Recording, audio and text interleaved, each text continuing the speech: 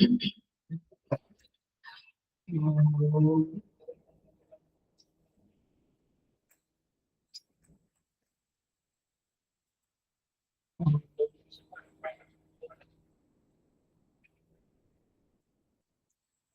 सहनावतु सहनो भुनक्तु सह वीर्यं करवावहै तेजस्विनावधीतमस्तु मा विद्विषावहै।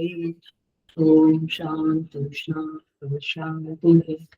समस्त जन कल्याणी निरुपम करुणामयं नमामि चिन्मयं देवं सद्गुरुं ब्रह्म विद्मः। Hari Om. I welcome you all with great love and great respect in this Bhagavad Gita discourses. Shloka number 26. We will chant the 5 shlokas. Tattvam pushpam phalam toyam yo me bhaktya prayachati tadaham bhakti paratam ashnami prayatatmanaha yad karoshi yadashnasi yad juhosi dadasi yat yad tapasyasi kaunteya तत्पुरुषमदर्पणम् शुभाशुभफलैरेवम् मोक्ष्यसे कर्मबन्धनैः सन्न्यासयोगयुक्तात्मा विमुक्तो मामुपैष्यसि समोऽहं सर्वभूतेषु न मे द्वेषोऽस्ति न प्रियः ये भजन्ति तु मां भक्त्या मयि ते तेषु चाप्यहम् अपि चेत् सुदुराचारः भजते मामनन्यथा साधुरेव समन्तव्यः सम्यक् व्यवसितो हि सः।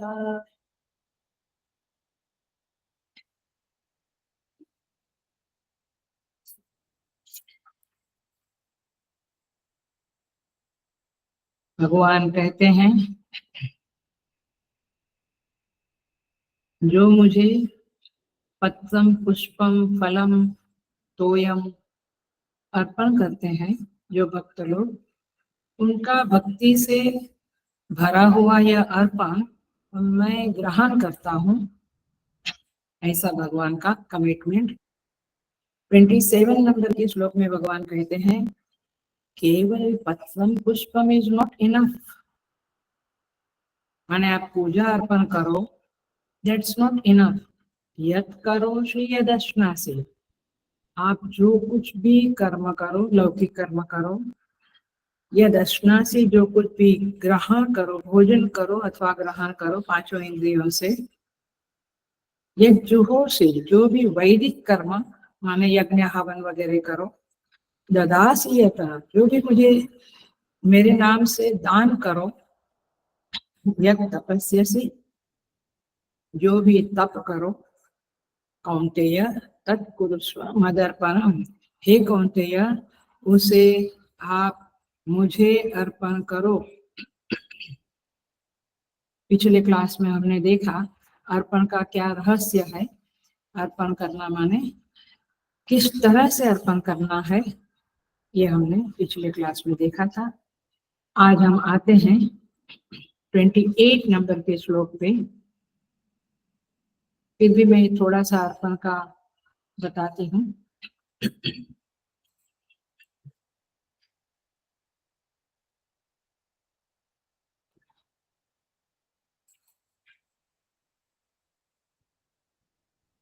शुभाशुभ फलैः एवं,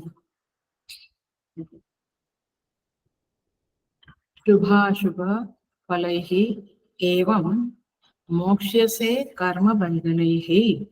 एवं माने इस प्रकार संन्यास योग युक्तात्मा विमुक्तो माम उपैष्यसि, इस तरह से संन्यास योग से युक्त जो है, हम समझेंगे इस शब्द को, वैसे लोग शुभ अशुभ फलैः कर्म बंधनैः, शुभाशुभ फल रूप जो कर्म का बंधन होता है, शुभ कर्म किया तो पुण्य का बंधन, अशुभ किया तो पाप का बंधन, उस कर्म बंधन से मोक्ष से, भगवान कहते हैं मुझे इस तरह से कर्म और भोग को अर्पण करने वाले भक्त लोग मुक्त हो जाते हैं।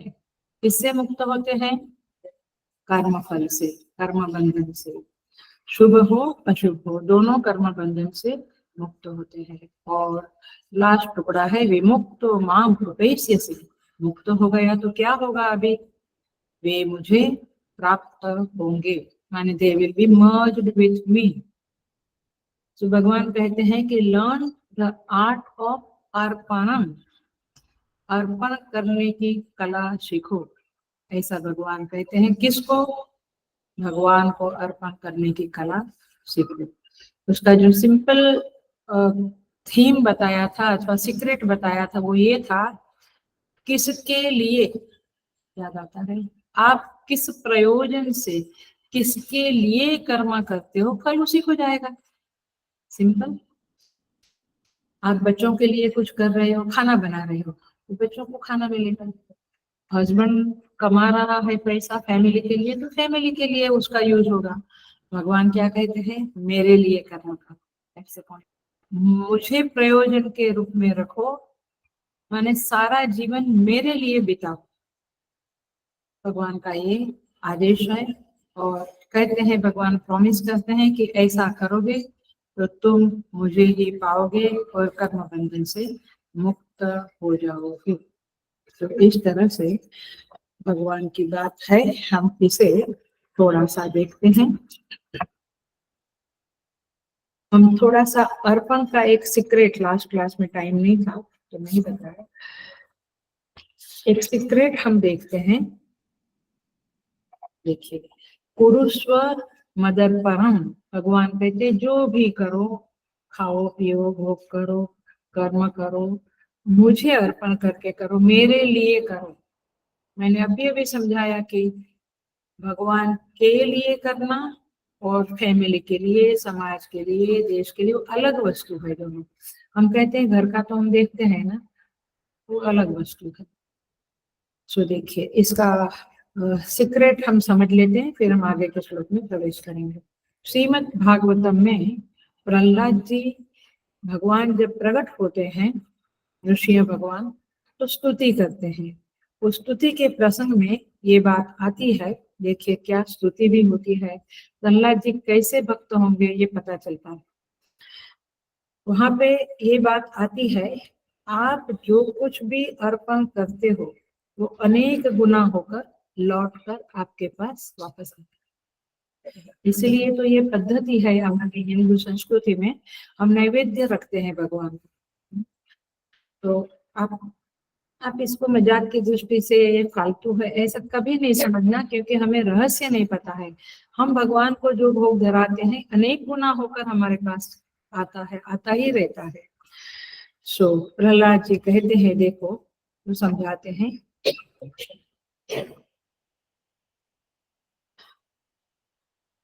दृष्टांत देकर।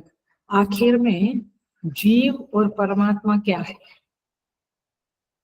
वो जान लिया तो पता चलेगा कि परमात्मा के चरणों में समर्पित करने पर जीव को कुछ प्राप्त होता है या नहीं होता है। माने if you have a doubt कि मैं तो भगवान को ये फूल अर्पण करता, नैवेद्य अर्पण करता, मुझे क्या मिलता है?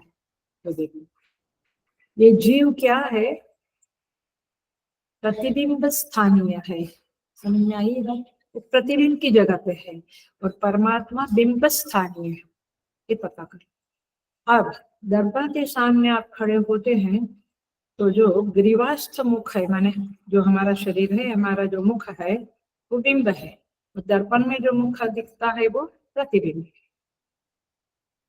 अब हेलो, यदि आप दर्पण के, यदि आप प्रतिबिंब के गले में आभूषण डालना चाहते हैं या चंदन करना चाहते हैं या उसको खिलाना चाहते हैं, तो आप जब दर्पण को हाथ लगाएंगे तो प्रतिबिंब को नहीं पहुंचेगा। क्या करना पड़ेगा? ग्रीवास्थ मुख जो है उस मुख पे चंदन लगाओ, उनको नैवेद्य खिलाओ, उसको आभूषण पहनाओ, तो वो किसको पहुंचता है? प्रतिबिंब में दिखता है ना आपको। तो मैंने प्रतिबिंब को आपको गहना पहनाना है या कुछ अर्पण करना है, आपको ग्रीवास्थ मुख को माने बिंब को अर्पण करना पड़ेगा, और बिंब को अर्पण किए बिना जो हम कर रहे हैं वो सब मजदूरी वाला मामला है, वो पहुंचता नहीं है वास्तव में। सो तात्पर्य ये है कि आप चाहते कि प्रतिबिंब को वस्त्र आभूषण चंदन पहनाए तो बिंब स्थानीय अपने आप को लगाओ, प्रतिबिंब को अपने आप लग जाएगा। तो वाक्य में पूरा करती हूँ, बिंब को सजाओगे तो प्रतिबिंब सजेगा। ये थियरी है, ये सिद्धांत है। बिंब को सजाओगे तो प्रतिबिंब अपने आप सज जाएगा। जीव भगवान का प्रतिबिंब है, इसीलिए परमात्मा के चरणों में समर्पित करके फिर आप भोग करो ना, फिर आप कर्म करो। सारी बातें पिछले क्लास में समझाई थी। आज थोड़ा सा डिटेल में जाएंगे क्योंकि अगला श्लोक जो है वो डिटेल वाला है। सो इस तरह से यहाँ पे कहते हैं, महाभारत में एग्जाम्पल आता है, युधिष्ठिर महाराज जब राजसु यज्ञ किया तो सब कुछ पुण्य सारा अर्पण कर दिया भगवान। फिर पाप भी अर्पण करने को हाथ में जल लिया, भीम ने रोका दिया और कहा श्री कृष्ण को अर्पण किया हुआ जो कुछ भी है वो 100 गुना होकर हमारे पास लौटता है, तो पाप अर्पण करेंगे। Are you getting the point? तो रुका दिया। तो ये सारी महाभारत की कथाएं और ये भागवत जी का प्रसंग जो प्रहलाद जी का है, अब आपको समझ में आया होगा कि हम तो केवल वेदांत पढ़ेंगे, ये इसमें भी वेदांत भरा पड़ा है। जरूर से महाभारत रामायण भागवत पढ़ना चाहिए। मैं इसीलिए कहती हूँ कि बहुत सारे लोग मुझे कहते रहते हैं हम तो ये सब नहीं पढ़ते हैं, ये कॉमन, इनको ज्यादा बुद्धि नहीं है। भाई भगवान वो पढ़ते रहते हैं, हमारे सासू माँ वगैरह पुराण पुराण पढ़ते रहते हैं, हम तो वेदांत पढ़ते हैं। No, you must read all this things. Anyway, so हम आते हैं अगले श्लोक पे प्रवेश कर जाते हैं। शुभ अशुभ फल जो है उससे कर्म बंधन होता है, लेकिन जब आप अर्पण करते हो तो आपका कर्म बंधन छूट जाता है, आप परमात्मा को प्राप्त करते हो। सो अब भगवान कहते हैं, इसका अर्थ क्या हुआ? भगवान को प्राप्त करते हो, विमुक्तो मां उपैष्यसि, मुझे प्राप्त करते हो माने क्या? वो क्या है? भगवान मुझे मिल गए माने क्या है? आपको अनुभव होता है कि वह पहले भी था, अब उसका अनावरण हो गया। माने भगवान अपने हृदय में, सबके हृदय में विराजमान है, अभी उसका अनावरण माने अब मुझे प्रकट हो गए, ये आपको अनुभव होगा। किसको अनुभव होगा ये कि हृदय में मेरे परमात्मा प्रकट हो गए? संन्यास योग युक्तात्मा, जो संन्यास योग से युक्त है। अब इस शब्द को समझिए, अच्छी तरह से समझ लेना, क्योंकि ये शब्द गीता जी के भारी शब्द है। संन्यास योग, पहले इतना टुकड़ा लेते हैं। संन्यास योग की का जो पदच्छेद है वो कैसे है? संन्यास एव योग, पकड़ा, एव माने ही, एव माने ही, संन्यास ही योग है। अब संन्यास ही योग है, उससे जो युक्त है, पकड़ी बात, युक्तात्मा माने उससे जो जुड़ा हुआ है। किससे? संन्यास रूपी योग से जो जुड़ा है उसे क्या कहेंगे? संन्यास योग युक्तात्मा, पकड़ा ना। अब संन्यास माने क्या? आप क्या कहेंगे? तो भगवा पहना है जो प्रवचन करता है। नो, संन्यास शब्द को समझ ले, अच्छी तरह से समझ ले, क्योंकि गीता में बहुत बार आता है। वैसे अलग अलग रेफरेंस में अलग अलग समझ करनी पड़ेगी, बट यहाँ पे आप समझो, कर्मा फल से संन्यास है। इससे संन्यास, कर्म के फल से संन्यास, न्यास माने रख देना, संन्यास माने अच्छी तरह से रख देना। किसको रख देना? कर्म के फल को भगवान के चरणों में रख देना। जनरली हम क्या करते हैं? फल मुझे चाहिए, ओ माय गॉड, उसका एक 5% भी हमको नहीं मिला तो झगड़ा करते हैं। अरे ये मेरे हक का था। यहाँ बात क्या है, संन्यास माने फल को भगवान के चरणों में अर्पण कर देना, उसी को कहेंगे सन्यासी। सन्यासी अपने लिए कुछ नहीं चाहता, क्योंकि सन्यासी को घर नहीं, माता पिता भाई बहन किसी से उनका कोई रिश्ता नहीं होता है, उनसे वो कुछ चाहता नहीं है, उनको कुछ देता नहीं है। मतलब कि सन्यासी का हर कार्य परमात्मा की सेवा के लिए है। सो इसलिए सन्यासी शब्द बोलते हैं। तो सन्यास शब्द का क्या अर्थ हुआ, कर्म फल को भगवान के चरणों में रख देना। जिसने ऐसे फल को माने कर्म को और भोग को इस तरह से छोड़ दिया है, मुझे नहीं चाहिए। और जब आप देते हो तो आपके हिस्से का आपको भगवान दे ही देता है, ये भी एक सच बात है, ये भी एक सच्चाई है। सो परमात्मा को पाने का जो पहला स्टेप है वो यही है, मैं जो कुछ करता हूँ वो मैं भगवान के चरणों में रखता हूँ। इसका और वाइडर अर्थ आपको समझना है तो बहुत बार बोला है, इसका अर्थ है दूसरों के लिए फल डिस्ट्रीब्यूट कर डालो, don't keep it for you. But आपको मिल जाएगा आपका हिस्से का, बट आप डिस्ट्रीब्यूट कर डालो। तो ये मूल बात है। जो संन्यास योग से जो युक्त अंतःकरण है जिसका, उसे युक्तात्मा कहते हैं। और ऐसा संन्यास योग युक्तात्मा जो है, भगवान कहते हैं वह माम उपेश्यसि, मुझे प्राप्त करेगा। ये जो श्लोक पहले क्या कहा था भगवान ने, जो देवव्रता देवान यान्ति देवव्रता वाला श्लोक था, क्या कहा था, यान्ति मद्या जिनोपि माम, मेरा पूजन करने वाले मुझे प्राप्त करते हैं। अब यहाँ पे भगवान इस बात को, इस प्रसंग को समाप्त करते हैं, माने यहाँ पे समापन करते हैं। सो इस तरह से ये निष्पत्ति हुई, माम एव उपेश्यसि। कितना बड़ा फल है भगवान को पाना। हम तो एक पोस्ट, एक पद पाने के लिए जिंदगी खपा कर देते हैं, एक गाड़ी या बंगलो पाने के लिए जिंदगी खपा कर देते हैं। भक्त लोग भगवान को पाने के लिए जीवन समर्पित कर देते हैं। तो गीता जी की शैली है कि भगवान पहले सिद्धांत कहते हैं और बाद में स्वयं उसकी व्याख्या करते हैं। पहले ही keeps the principle with us and then उसका डिस्कशन करते हैं। उनकी व्याख्या यदि हमें समझ में आ जावे तो कोई कमेंट्री पढ़ने की या कुछ करने की जरूरत नहीं है। बट व्याख्या समझ में आने के लिए कमेंट्री पढ़ना पड़ता है, प्रवचन सुनना पड़ता है। तो देखिए, तो फलश्रुति भगवान ने बता दी यहाँ पे। अब भगवान कहते हैं कर्म भोग, लौकिक कर्म, वैदिक कर्म, दान तप, सब कुछ तुम मुझे अर्पण करो। इसका अर्थ सिंपल अर्थ में सिंपली क्या होता है, समस्त कर्म और समस्त भोग को अर्पण कर दो। हरिओम।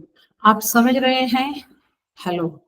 क्यों हमारे हिंदू धर्म में, हिंदू संस्कृति में, सनातन धर्म में बहुत सारे श्लोक है, बहुत सारे कर्मकांड है। खाने के पहले श्लोक बोलो, खाने के बाद, इसीलिए कि हम अर्पण करने की प्रक्रिया में पारंगत हो जा रहे हैं।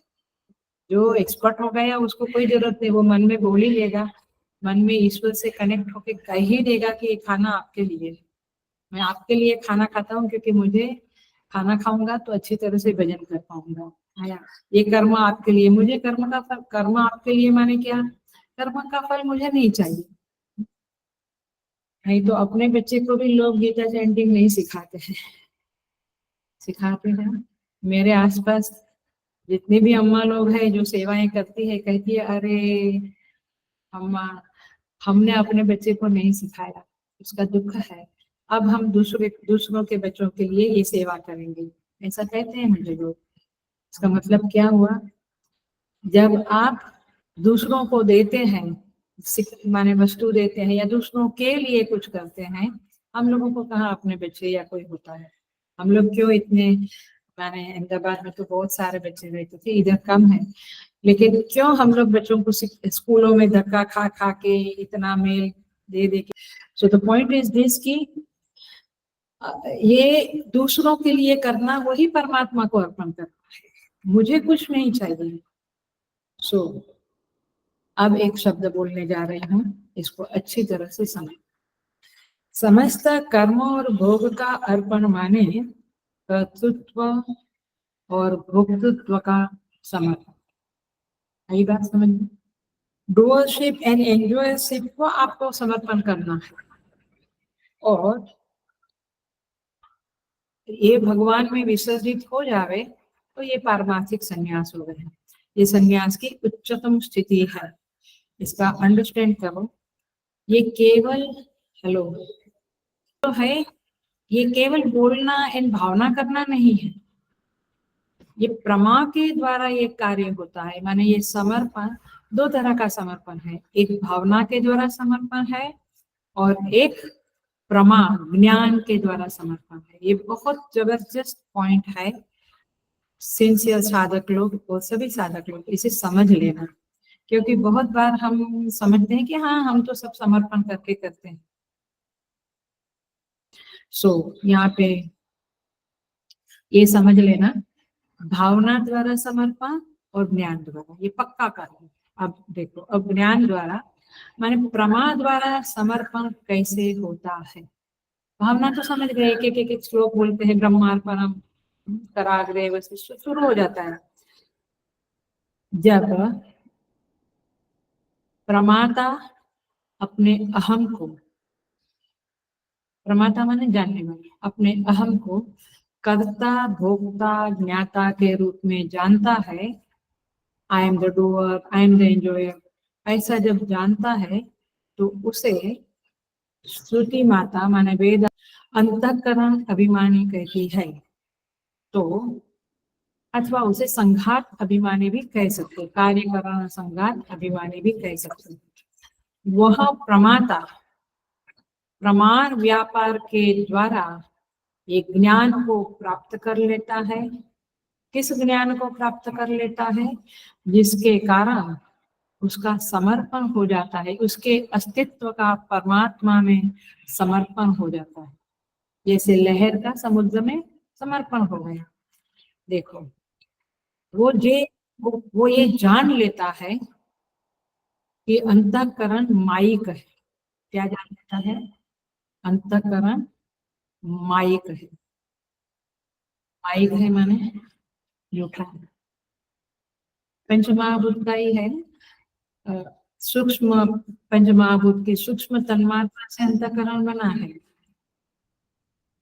तो फिर पंचमहाभूत तो माया का ही पसारा है। तो अंतःकरण माइक है, बहिर्करण भी माइक है, माने इंद्रियां भी माइक है। कार्यकरण संघात ही माइक है, इल्यूजरी है, माया से बना हुआ है। और इसीलिए तत्वबोध में डेफिनेशन है, निर्विकार चेतन के ऊपर, विकार चेतन के ऊपर सत्व रज तमो गुणात्मिका ब्रह्माश्रया माया अस्ति, ऐसा कहते हैं। माने ब्रह्म के ऊपर ये माया आश्रित है। आश्रित है माने सुपर इम्पोजिशन है, and all super imposition is a मिथ्या, झूठा है। सो इस तरह से पकड़ में आती है बात। ब्रह्म है, ब्रह्म के ऊपर जैसे रज्जु के ऊपर सर्प मिथ्या है, वैसे वो अध्यस्त है, वैसे माया भी ब्रह्म के ऊपर अध्यस्त है, और इसलिए माया भी झूठी है, मिथ्या है। और फिर माया से बना हुआ अंतःकरण भी मिथ्या है। ये वेदांत जिस साधक ने समझ लिया, उसने जान लिया कि माया अनिर्वचनीय है। माया माने त्रिगुण भी समझ लो आप, और माया माने ये कार्य भी सारे, स्थूल शरीर, सूक्ष्म शरीर, कारण शरीर वगैरह। सो वो अनिर्वचनीय है। क्यों? क्योंकि ब्रह्म की दृष्टि से कुछ भी नहीं है, जगत की दृष्टि से बहुत कुछ पसारा है यहाँ। सो इसलिए माया अनिर्वचनीय है, और इस माया से बना हुआ अंतःकरण मिथ्या है, और इसलिए मुझे उस अंतःकरण से तादात्म्य है ही नहीं। ये तो मैं भ्रम के कारण, मोह और भ्रम, इल्यूजन के कारण मान बैठा हूं कि I am this body, I am this mind, I am this intellect. ये ना, तो ये तादात्म्य मिथ्या है, अध्यास है। तो इसे जो समझ लेता है वो जान जाता है कि ये सब कुछ मिथ्या है, और इसीलिए वो इसे सतरूप नहीं कहता, वो जानता है कि अंतःकरण सत्य नहीं है। सो जगत कारण के रूप में माया को मानना पड़ता है, और इसलिए भगवान ने भी आगे कहा, प्रीवियस श्लोकों में कहा, सूयते सचराचरम, मेरी प्रकृति ये जगत का उत्पत्ति करती है, लेकिन वो सत नहीं है। जैसे रज्जु के ऊपर सर्प की उत्पत्ति हुई, माला की उत्पत्ति हुई, पानी का रेला की उत्पत्ति, दंड की उत्पत्ति, ऐसी। सो अनिर्वचनीय है माया, और इसीलिए ये सब कुछ, ये अंतःकरण इत्यादि मिथ्या है। कार्यकरण संघात जो है वो भी मिथ्या है, और इसीलिए उसमें उठने वाली वृत्तियां भी मिथ्या है। जब ये समझ लिया तो फिर वो क्या माने, फिर वो जान गया कि मैं उस परम ब्रह्म का प्रतिबिंब हूँ, तो मैं भी मिथ्या हूँ। तो फिर उसको अर्पण करने के लिए है क्या उसके पास? कुछ भी नहीं है। He knows कि I am at the आश्रय बिंब, मैं बिंब के आश्रय में हूँ।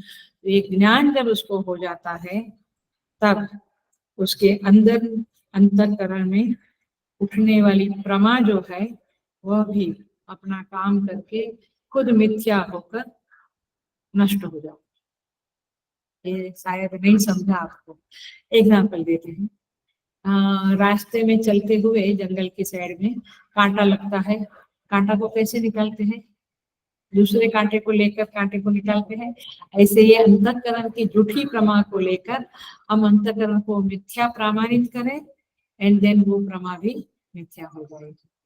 तो इस तरह से जैसे भाष्यकार समझाते हैं, वस्त्रगत तंतुवत, जैसे वस्त्र मिथ्या हो गया तो वस्त्र के अंदर जो तंतु है वो भी मिथ्या है। इस तरह से अंतःकरण मिथ्या हो गया तो उधर उठने वाली वृत्ति, प्रमा वृत्ति सब मिथ्या। तो इस बोध के कारण ये बोध हो गया,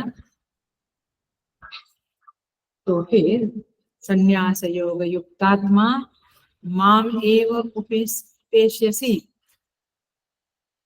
तो कर्ता का इस प्रकार से प्रभु में विसर्जन होता है।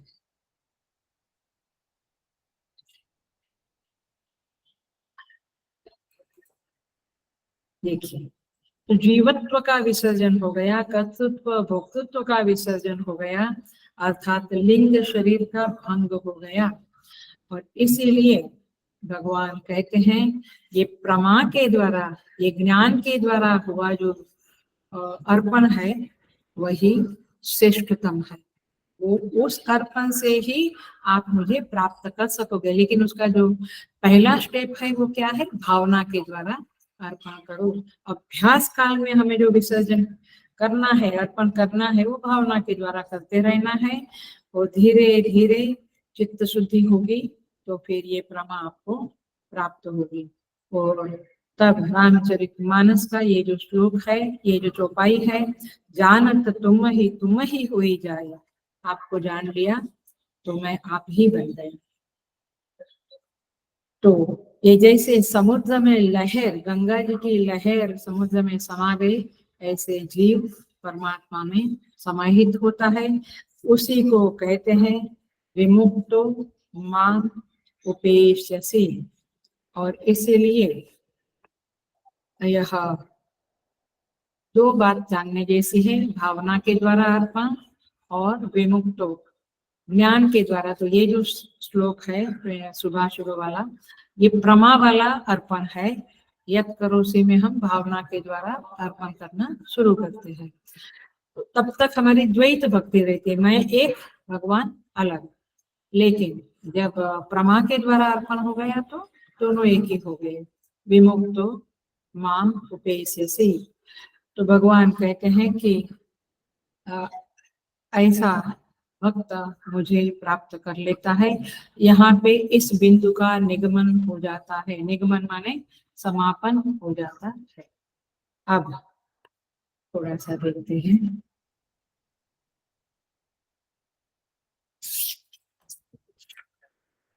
देखिए,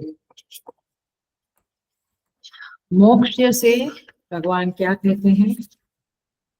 मोक्ष से कर्म बंधन ही, कर्म बंधन से मुक्त हो जाओगे। देखिए, ये एग्जाम्पल मैं पहले बहुत देती थी, या क्लास वालों को याद आएगा ये एग्जाम्पल। एक आदमी सोया है, ये कैसे मोक्ष हो जाता है और क्या होता है, इसको थोड़ा डिटेल करके फिर अगले श्लोक में आ जाएंगे। आदमी सोया है, स्वप्न में उसने मर्डर किया, हत्या की। अब उसको 20 साल की जेल हो गई, 20 इयर्स आपको जेल में रहना पड़ेगा। अब 10 साल कट गया, सपने में ही 10 साल कट गया, एकदम जाग गया।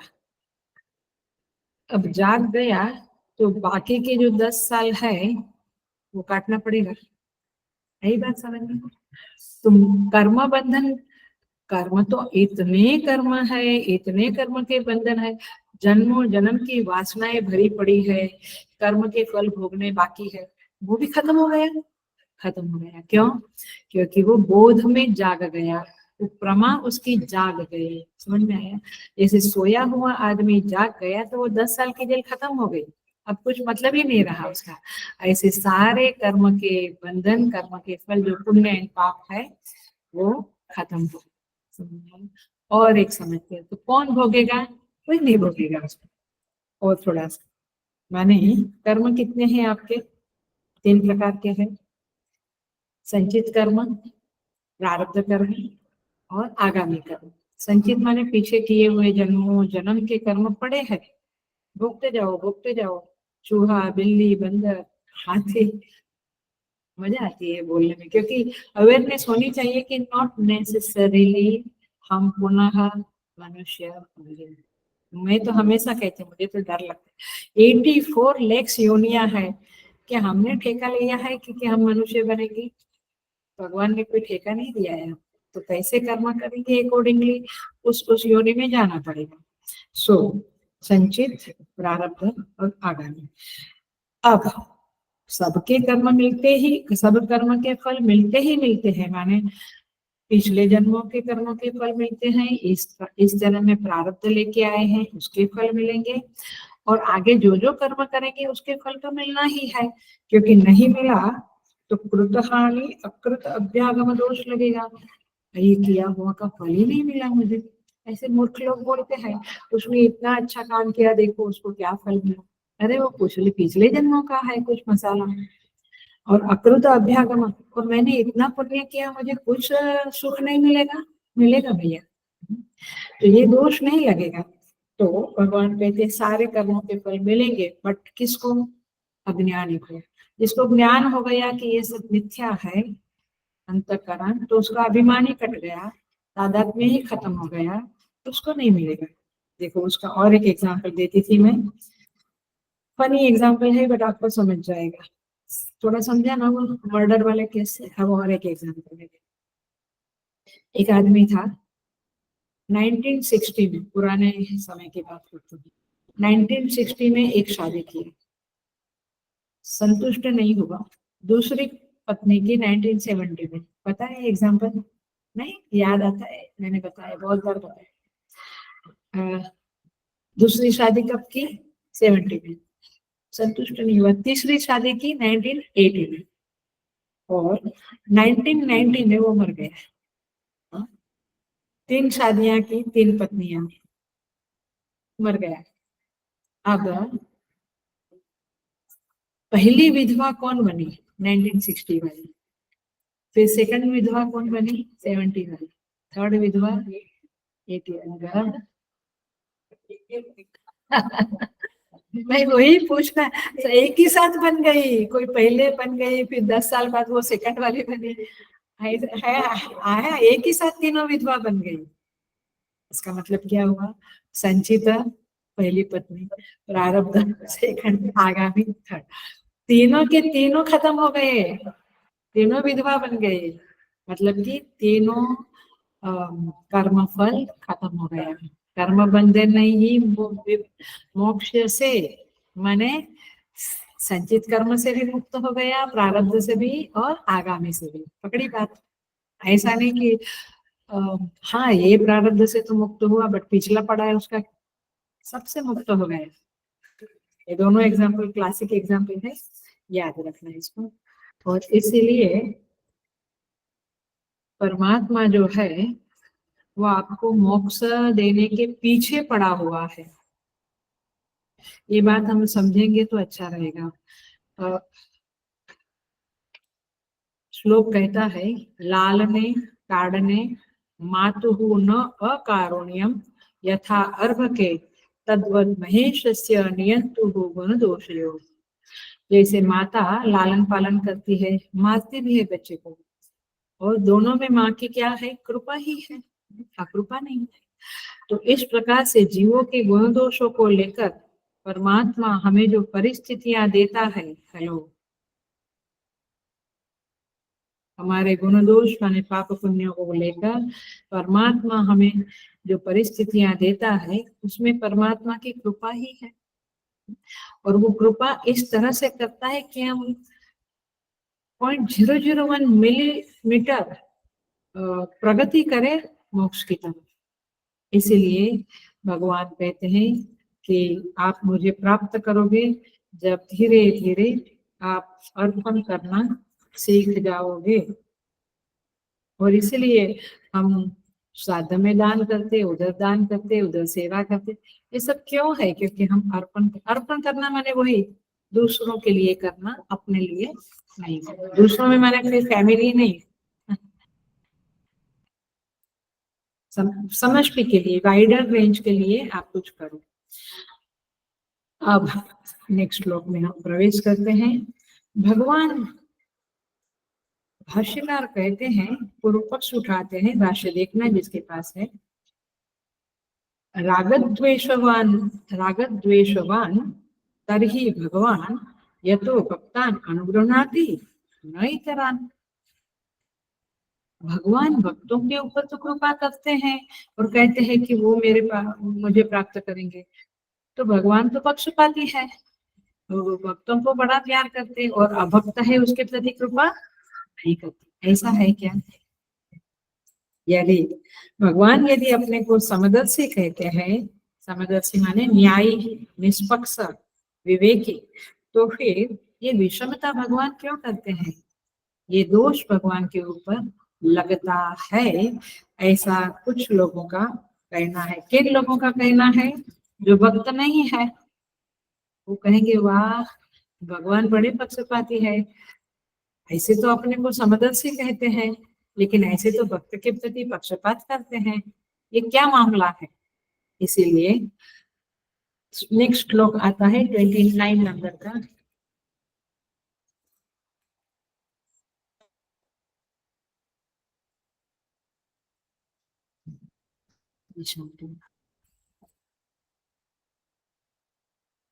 समोहम सर्वभूतेषु न मे द्वेष्योऽस्ति न प्रियः। 29 ये भजन्ते तु मां भक्त्या मयि ते तेषु च अपि अहम्। भगवान कहते हैं अहम सर्वभूतेषु समः, मैं सब भूतों में समभाव से रहता हूँ। न मैं द्वेष्य अस्ति न प्रिय अस्ति, मुझे कोई अप्रिय है ऐसा नहीं है और कोई प्रिय है ऐसा नहीं है, ना कोई अप्रिय है ना कोई प्रिय है। तुरंत सेकंड लाइन में भगवान क्या कहते, देखो कैसे पलट जाते हैं।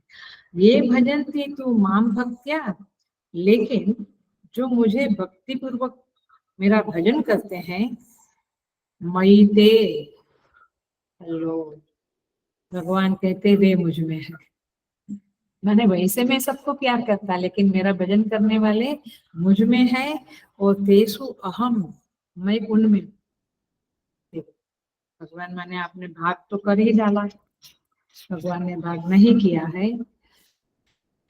हम देखेंगे भगवान कहते हैं वे मुझ में है, मैं उनमें हूँ, माने मैं उनमें प्रकट हूँ। इतना लिख लेना नहीं तो आपको समझेगा नहीं। मैं उनमें प्रकट हूँ। देखिए भगवान आप कहते हो आप समदर्शी हो, लेकिन हम आपको याद दिला दें, महाभारत में जब युद्ध चल रहा था, भीष्म पितामह ने क्या प्रतिज्ञा की? कृष्ण को शस्त्र उठाओ। क्या कहा था भगवान ने? आज हरि ही जो शस्त्र न गहाऊं, तो लाजो गंगा जननी को संतन सूत न कहाऊं। मैं यदि भगवान को शस्त्र नहीं उठवाया तो मैं गंगा जननी, मेरी गंगा माँ है, उसको लजवाऊंगा मैं, और मैं शांतनु का सूत नहीं कहलाऊंगा, शांतनु पुत्र नहीं कहलाऊंगा। कितनी बड़ी जबरदस्त प्रतिज्ञा है, माँ बाप को ही रख दिया मैंने राजवे में। सो अब भगवान ने क्या किया? ऐसे भक्त वत्सल कि उसकी प्रतिज्ञा रखने के लिए अपनी प्रतिज्ञा तोड़ दी। क्योंकि भगवान ने जब अर्जुन को कहा कि मैं तुम्हारे पक्ष में लड़ूंगा, माने तुम्हारे पक्ष में रहूंगा, तो भगवान ने कहा मैं शस्त्र नहीं उठाऊंगा, तोड़ डाली।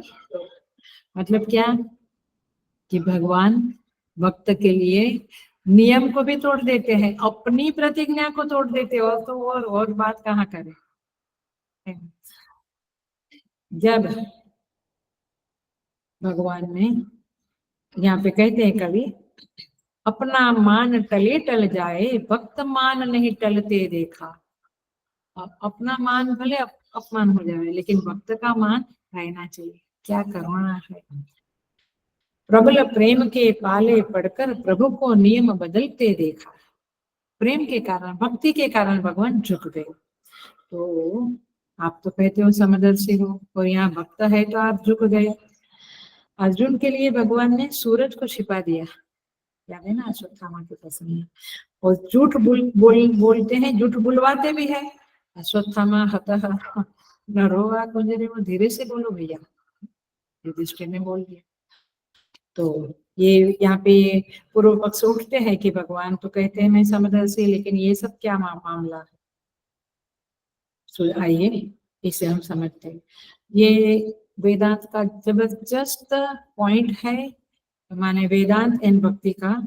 क्योंकि यहाँ पे एक बात आपको समझ में आ जाएगी कि भगवान वास्तव में समदर्शी है। उनकी जो भक्त वत्सलता हमें मालूम पड़ती है अथवा प्रकट होती है, उसके पीछे क्या विजन है, आइए हम समझेंगे। एक कोण से भगवान सम है, दूसरे कोण से विषम है। जैसे क्लासिक एग्जाम्पल है, हजारों बार आता, सूर्य। सूर्य क्या कहते हैं? सूर्य भगवान, मेरा उदय नहीं होता है। वैज्ञानिक भी कहते हैं उदय नहीं होता है, उदय अस्त मेरा नहीं होता है। लेकिन कमल को पूछने पर कमल क्या कहेगा? कमल का फूल क्या कहेगा? अरे सूर्योदय होता है तब तो मैं खिलता हूँ। आया? तो कमल की दृष्टि से सूर्योदय, सूर्य की दृष्टि से, बस समझ में आया। ऐसे ही भगवान को समझ लिया तो दो कोणों से हम भगवान को समझ सकते हैं। एक कोण से देखेंगे तो दोनों बिंदु नहीं दिखाई देंगे। एक कोण से देखेंगे तो भगवान समदर्शी लगेंगे, दूसरे कोण से देखेंगे तो भगवान विषमदर्शी, विषम व्यवहार करते हुए लगते हैं। लेकिन ये जो वाक्य है समोहम सर्वभूतेषु, ये भगवान की दृष्टि से, भगवान कहते भैया मैं सम हूँ। सम हूँ माने मैं न्यायी हूँ, निष्पक्ष हूँ, विवेकशील हूँ, मैं गलत काम करता नहीं हूँ। गोस्वामी तुलसीदास जी महाराज रामचरितमानस में लिखते हैं, समदर्शी वही कहे सबको। भगवान को सब लोग समदर्शी कहते हैं। तो आगे कहते हैं गोस्वामी जी, सेवक प्रिय अनन्य गति सो। तुरंत भगवान समदर्शी कहते हैं, मुझे बोलने के बाद तुरंत क्या कहते हैं? सेवक प्रिय अनन्य गति। जो सेवक की अनन्य गति, अनन्य भक्ति है, माने जो डेडिकेटेडली भगवान के चरणों में समर्पित है, वो मुझे प्रिय है। मतलब कि दूसरे जो अनन्य नहीं, वो प्रिय नहीं। आ गई बात। अभी आप समदर्शी बोलते हो, आप कहते हो कि सब मुझे समदर्शी कहते हैं और मैं तो ऐसा हूँ। सच्चाई क्या है देखिए। फिर से वही वेदांत का एग्जाम्पल लेना पड़ेगा और समझना पड़ेगा। सभी भूत देखो पहले हम भगवान की बात समझ लेते हैं। सारे भूत भगवान के ही प्रतिबिंब है, करेक्ट? तो फिर मैं विषम कैसे होगा? कोई भी अपने प्रतिबिंब, एक प्रतिबिंब और दो प्रतिबिंब विषम नहीं होता है, तो मैं कैसे विषम होगा? सबके साथ मेरा अविनाभाव है, क्योंकि बिंब के बिना प्रतिबिंब का अस्तित्व नहीं है, इसलिए सारे बिंब मेरे हैं।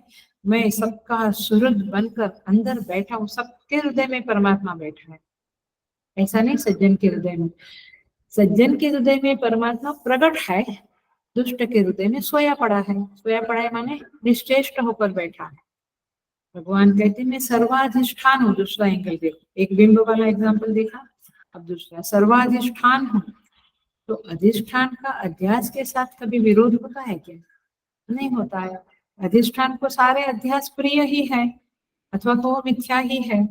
सो यहाँ पे कहते हैं, भगवान स्वयं कहते हैं न मे द्वेषोस्ति न प्रिय। पहली लाइन को मैं डील कर रही हूँ। मेरा कोई द्वेषास्पद नहीं, मेरा कोई प्रेमास्पद नहीं। अब भगवान कहते हैं यही बात यथार्थ है, परंतु भगवान आप सेकंड लाइन में क्या बोल पड़े? ये भजन्ति तु माम भक्त्या, लेकिन जो मुझे भक्ति पूर्वक भजते हैं, मेरे शरणागत है, मुझ पर भरोसा करते हैं, सारे कर्म मेरे लिए करते हैं, भोग भी मुझे अर्पित करते हैं, उनका अंतःकरण मुझे समर्पित है, ऐसे भक्त ते मई, मई माने मुझ में, ते माने वे भक्त मुझ में है। ओ माने बाकी के लोग आप में नहीं। समझो इसको कैसे बोल, कैसे समझेंगे? एक तो सूर्य का एग्जाम्पल दिया, बाकी थोड़े एग्जाम्पल दिए। अब देखो, ये भक्त मुझ में है, इसका अभिप्राय यह है कि उसे इस बात की निरंतर अनुभूति रहती है क्या? हम अपनी अनुभूति को टटोले और मेरे इस वाक्य को आप समझे। उसे यह निरंतर अनुभूति रहती है कि मैं संसार में नहीं रहता, मेरा अस्तित्व प्रभु की सत्ता में है। दो वाक्य अंडरलाइन करने जैसे है, अथवा कहो कि लिख लेने जैसे। क्या? मैं संसार में नहीं रहता। हमें क्या लगता? हाँ, बहुत ज्यादा संसार में हूँ, मेरा अस्तित्व प्रभु की सत्ता में है। हमें क्या लगता है? मेरा अस्तित्व इसके ऊपर डिपेंडेंट है, उसके ऊपर डिपेंडेंट है, लगता है ना? लेकिन मैं प्रभु के संरक्षण में हूँ, ऐसा उसको कंटिन्यूअस अनुभूति होता है। हमें क्या लगता है?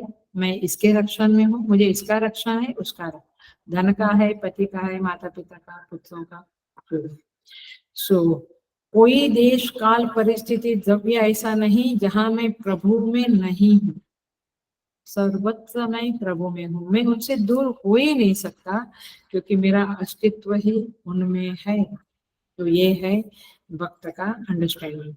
और इसीलिए रण में, वन में, महल में, घर में, सुख में, दुख में, संयोग में, वियोग में, जवानी में, बुढ़ापा में, ऐसी कोई स्थिति नहीं जहां मैं हूँ और प्रभु नहीं है।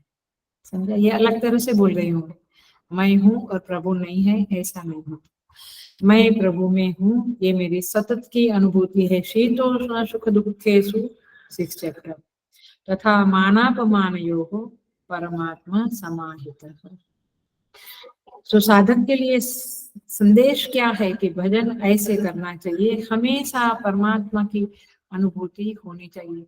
मैं एक बार अहमदाबाद गई थी, तो ऐसे ही सबको मिल रही थी, तो ऐसे ही हमने छोटा सा सत्संग किया। तो मैंने पूछा व्हाट इज योर साधना, मैंने प्रायोरिटी क्या है साधना में आपकी? सबने कुछ कुछ कहा। किसी ने कहा मैं सर्वत्र भगवान को देखने की कोशिश करता हूँ, कोई कुछ कोई कुछ। किसी ने कहा, एक व्यक्ति ने कहा मैं 24 घंटा परमात्मा मेरे आसपास है, ऐसा महसूस करने की कोशिश करता हूँ। व्हाट अ वंडरफुल साधना। बहुत अच्छा लगा मुझे आंसर। मेरे आसपास परमात्मा के अस्तित्व को अनुभव करने की कोशिश करता हूँ। जैसे जिसको कुछ पागलपन होता है, वो कहता है ना मैं यहाँ भूत है, यहाँ कोई मुझे सता रहा है, समथिंग लाइक दैट। सो यहाँ भगवान कहते ते मई, ये मुझ में है। सो देखो, इसको वेदांत की तरह से बोल ही देती हूँ। वृत्ति का अधिष्ठान चेतन है। वृत्ति कहाँ से उठती है? चेतन से उठती है। तो अंतर्यामी से कोई वृत्ति दूर नहीं है, ये बात सच है। तो वृत्ति सदा अंतर्यामी के साथ जुड़ी है, और फिर लेकिन वृत्ति में हम दूसरी वस्तु को डाल देते हैं तो भगवान भूल जाते हैं। तो आप यदि ये याद रखें कि अंतःकरण का जो अभिमानी है वो ये याद रखे कि ऐसी कोई सत्ता नहीं कि मेरी वृत्ति भगवान से अलग हो गई। तो इसीलिए ये जब उसे ये वृत्ति के साथ वृत्ति का दृष्टा दृश्य विवेक में आता, वृत्ति के साथ वृत्ति का दृष्टा महसूस होगा। हमें क्या महसूस होता है? वृत्ति के साथ वृत्ति का विषय महसूस होता है। वृत्ति में घड़ी भरी, पानी, ग्लास, लैपटॉप आया, लेकिन उसको क्या महसूस होता है?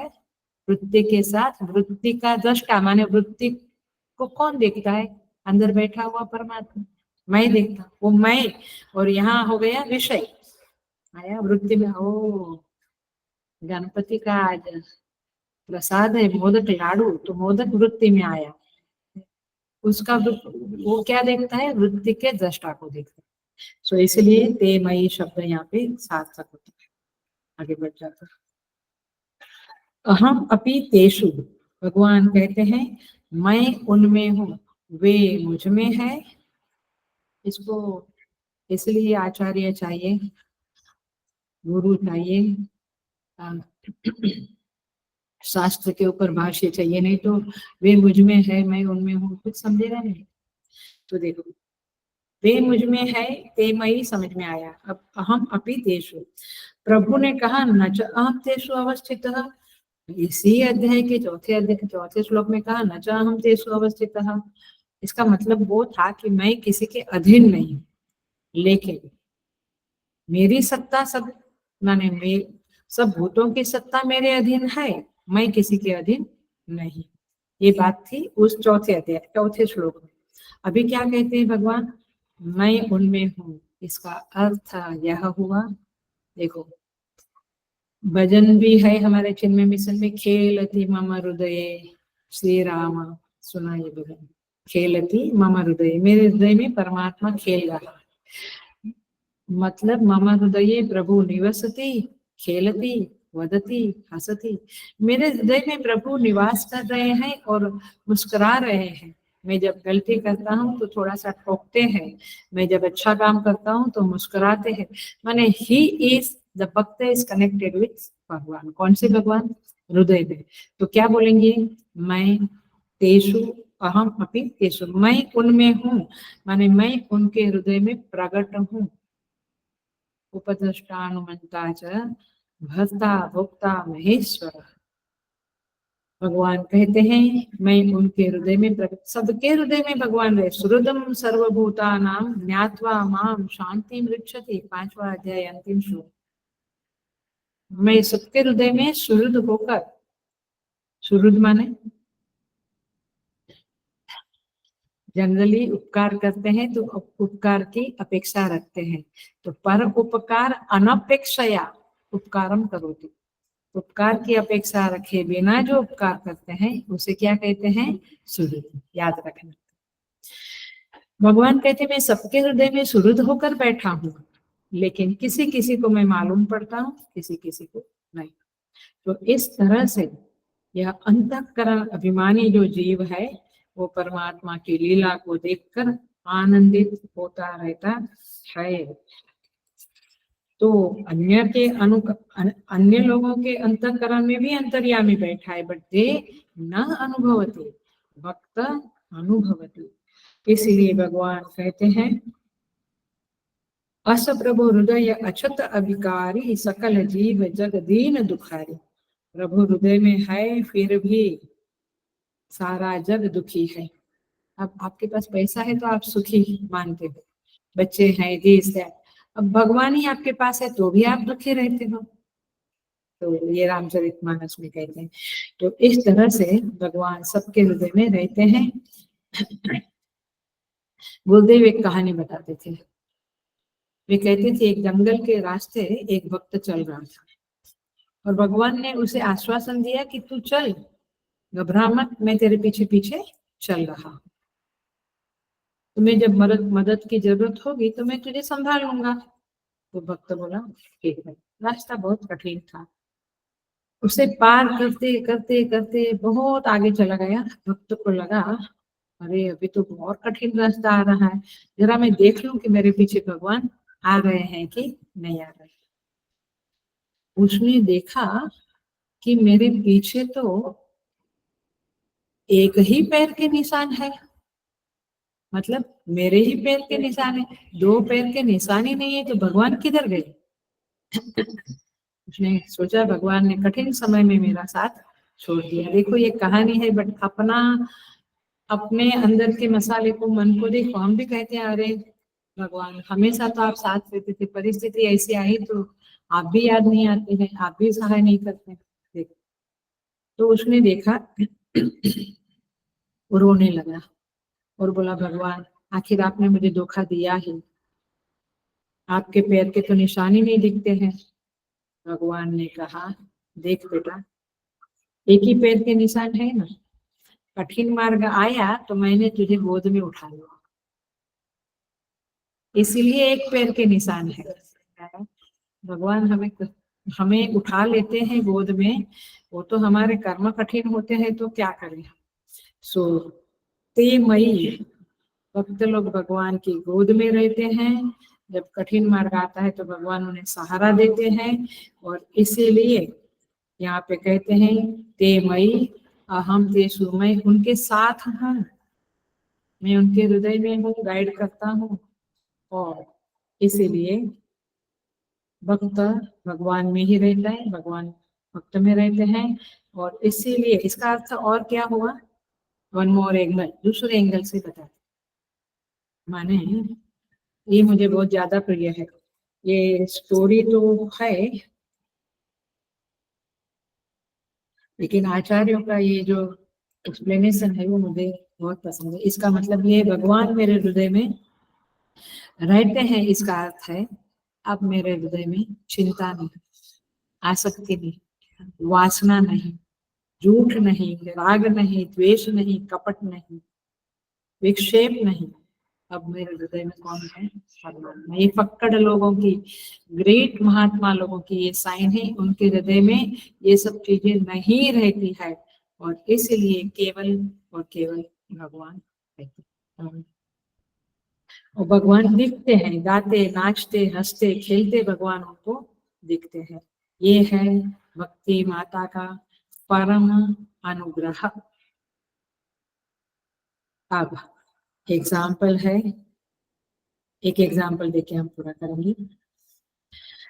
भगवान पक्षपाती दिखते हैं, भक्त लोगों के प्रति थोड़ा ज्यादा कृपा करते हैं ऐसा दिखते हैं, लेकिन उसमें हेतु क्या है। भगवान तो भक्त अभक्त सबके प्रति समान है। तो क्लासिक एग्जाम्पल आ भी गया है, पंचम अध्याय में आया था, और भी बहुत बार नहीं बोला है मैंने। तो विषम व्यवहार का निषेध नहीं है, ऐसा दिखता है कि इसके प्रति भगवान बहुत करुणा करते हैं, इसके प्रति नहीं करते हैं, लेकिन विषम व्यवहार का हेतु भक्त में है, भगवान में नहीं है। क्यों, भाष्यकार क्लासिक एग्जाम्पल देते हैं, अग्निवत। अग्निवत माने परमात्मा अग्नि के समान है, माने क्या, देखिए अग्निवत अहम, भाष्यकार लिखते हैं दूर स्थानानां यथा अग्नि शीतम न अपनयति समीपम उपसर्पताम अपनयति। कोई अग्नि के, कोई जंगल में दो दोस्त जा रहे थे, 2 4 5 6 दोस्त जा, दूर बहुत ठंड लग रही थी, बहुत ठंड लग रही थी, दूर अग्नि दिखी तो 2 3 दोस्त दौड़कर, 2 3 लड़के दौड़कर उधर जाके बैठ गए, उनको अग्नि मिली। दूसरे 2 3 आलसी लोग वहीं बैठ गए जहाँ दूर। सो अब जो अग्नि है, वो जो नजदीक गए उनको अग्नि के कारण उनकी सर्दी मिट गई, उनको ठंड लगती थी वो मिट गई, करेक्ट। और घोर सर्दी में भी आनंद है। और जो दूर बैठे थे उनको तो ठंड लगी। वे क्या कहते हैं, अग्नि बड़ी पक्षपाती है, उन लोगों को सर्दी मिटा दी, हम लोगों को तो ठंड लगती है। किसका दोष है? अग्नि का दोष नहीं है, अग्नि तो सबके प्रति तू भी भैया आ जा। सन्मुख हो जीव जब मोहि, अनंत अघनाश ही तब तब ही। माने जब आप सन्मुख होंगे भगवान के तो आपके पाप नष्ट होंगे, बट विमुख है तो भगवान नहीं कुछ कर सकते हैं। तो जिनका हृदय मुझसे जुड़ा है, भगवान कहते हैं उन भक्तानाम अहम अनुग्रहणामि न इतरा। ऐसा लगता है कि उन भक्तों को भगवान अनुग्रह करते हैं, बट ऐसा नहीं है। आप पास में जाओ तो आपको संसार का ताप नहीं लगेगा, आप भगवान से विमुख हो तो संसार का ताप लगेगा। तो इस तरह से ये एग्जाम्पल देते हुए कहते हैं कि आप भगवान का अनुभव करना है तो उनको याद करो, उनका स्मरण करो, उनका जप करो नाम का, तो अनुग्रह होना न होना ये परमात्मा के सापेक्ष नहीं है, यानी उसमें परमात्मा का रोल नहीं है, ये तो भक्त का स्वयं का रोल होता है। और इसीलिए सूत्र में भी आता है कि बीज जो है, एक करेला उगता है, एक पपीता उगता है, तो आम उगता है। चलो, तो सूर्य तो सम है, पानी भी सम है, सामान्य कारण जल है वो सम है, बस सबको मिलता है। फिर भी एक कड़वा और एक मीठा क्यों? उनके अपने बीज के कारण। न वैषम्य निर्घृण्यात्, भगवान का किसी के प्रति घृणा या विषमता नहीं है। तो बीज का अपना अपना संस्कार विशिष्ट उपादान कारण है, इसके कारण अलग अलग फल होता है। लेकिन जल तो सामान्य है, भगवान तो सामान्य है, सामान्य माने सबके प्रति समान है। तो इस तरह से यहाँ पे हमें क्या संदेश मिलता है? भक्ति करो, अंतःकरण को आराधना वृत्ति से उपहित करो, तब जाके भक्ति से अनुग्रहित हृदय वाला भक्त है। देखो ये वाक्य मुझे बहुत प्रिय लगता है, स्वामी जी का वाक्य है ये। भक्ति से अनुग्रहित हृदय वाला जो भक्त है वह प्रभु से पक्षपात करवा लेता है। भगवान करते नहीं है, बट वो प्रभु से पक्षपात करवा लेता है, अर्थात उसे प्रभु का अनुग्रह महसूस होता है, उसे संसार का ताप महसूस नहीं होता। क्लासिक सीक्रेट ऑफ भक्ति, उसे परमात्मा का प्रेम महसूस होता है, संसार का ताप महसूस। और ये बातें बातें नहीं है, ऐसे लोगों के साथ में रही हूँ, ऐसे लोग मैंने जीवन में देखे हैं कि कितनी भी ताप वाली परिस्थिति में भी वे प्रसन्न चित्त रहते, उनके चेहरे पे कभी उदासीनता या दुख दिखता नहीं है। और स्वयं की परिस्थिति बहुत लाचार होने पर भी, माने संसार का ताप से वे भरे हुए होते हैं, लेकिन उनके चेहरे पे प्रसन्नता ही दिखती है। ये क्या है? ये भगवान की कृपा है। और इसीलिए श्रीमद् भागवत पढ़े हम, बहुत भक्ति की चर्चा है, महाभारत रामायण में भी चर्चाएं हैं। तो इस तरह से यहाँ पे कहा जाता है, भगवान कहते हैं कि मैं उनमें हूँ, वे मुझ में है, लेकिन मैं समदर्शी हूँ। मैं सर्वात्मा होने के कारण, ये हेतु देते हैं, वेदांत वाला हेतु देके पूरा करते हैं। वेदांत का हेतु क्या है? मैं सर्वात्मा हूँ, सबकी आत्मा मैं हूँ, तो मुझे किसके प्रति राग एवं किसके प्रति द्वेष होने का सवाल ही नहीं उठता है, क्योंकि सबका मिट्टी सब घट के प्रति समान है, क्योंकि वो सर्वात्मा है, सारे घट की आत्मा है, तो कोई घट के प्रति उसका राग एवं द्वेष नहीं हो सकता है। उसी तरह से यहाँ पे कहते हैं कि मैं सर्वात्मा हूँ और इसलिए मेरा किसी से भी राग या द्वेष नहीं होता है। लौकिक एग्जाम्पल देवे तो डॉक्टर, अब डॉक्टर जो होता है तो किसी को दवाई देता है, किसी को इंजेक्शन देता है, किसी को आईसीयू में डाल देता है। क्यों? उसके अंदर हित भाव तो सम है, हित भाव, वो सारे पेशेंट अच्छे हो जावे ऐसी उसकी हित भावना है, वो तो समदर्शी है। लेकिन उसके कार्य में विषमता है, क्योंकि वो पेशेंट ने किस प्रकार का रोग अर्जित किया है उसके आधार पे है। आपने किस प्रकार का आपका व्यवहार है, आपका बीमारी कैसा है, उसके आधार पे होता है। तो तो तो कोई कहे कि ये डॉक्टर बड़ा ही पार्शलिटी वाला है, इसको दवाई से ठीक किया, मेरे को तो ये बहुत सारे इंजेक्शन के कोर्स लिख के दिए। ऐसा नहीं भैया, समझ में आता है। ये जब जानेंगे इन श्लोकों को तो भगवान के प्रति हमारा कभी भी कंप्लेंट नहीं होगा, कभी भी भगवान को हम दोषी नहीं बनाएंगे और ईश्वर के प्रति हमारी भक्ति बढ़ती रहेगी। इस तरह से यहाँ पे ये श्लोक पूरा होता है। ओम पूर्णमदः पूर्णमिदं पूर्णात् पूर्णमुदच्यते पूर्णस्य पूर्णमादाय पूर्णमेवावशिष्यते। ओम शांति शांति शांति। हरि ओम। श्री गुरुभ्यो नमः।